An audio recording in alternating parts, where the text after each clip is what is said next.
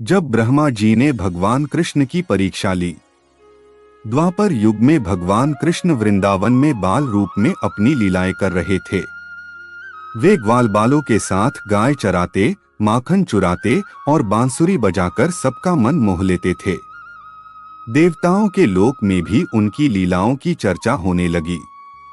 यह सुनकर ब्रह्मा सोचने लगे, क्या यह साधारण बालक सच में वही परम भगवान हैं जिनकी देवता पूजा करते हैं?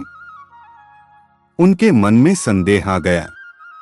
उन्होंने निश्चय किया कि वे कृष्ण की परीक्षा लेंगे।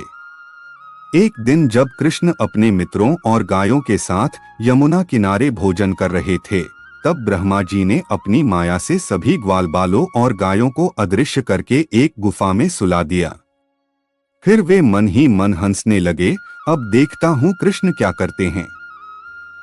लेकिन जब वे थोड़ी देर बाद लौटे तो यह देखकर चकित रह गए कि सभी ग्वालबाल और गायें वहीं खेल रही थीं, जैसे कुछ हुआ ही न हो।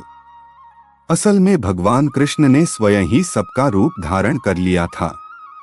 वे हर गाय, हर बालक और हर आवाज में स्वयं उपस्थित थे। पूरा 1 वर्ष बीत गया, लेकिन किसी को कोई अंतर पता नहीं चला। जब ब्रह्मा जी फिर वहां आए तो उन्होंने अद्भुत दृश्य देखा। अचानक सभी ग्वालबाल और गायों के रूप से दिव्य प्रकाश निकलने लगा। हर बालक के भीतर उन्हें 4 भुजाओं वाले भगवान विष्णु के दर्शन होने लगे। पूरा वृंदावन ओम नमो नारायणाय की ध्वनि से गूंज उठा।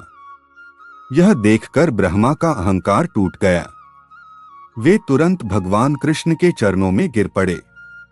ब्रह्मा जी बोले, प्रभु, आपकी माया को कोई नहीं समझ सकता। मैं अपने ज्ञान के घमंड में आपको एक साधारण बालक समझ बैठा।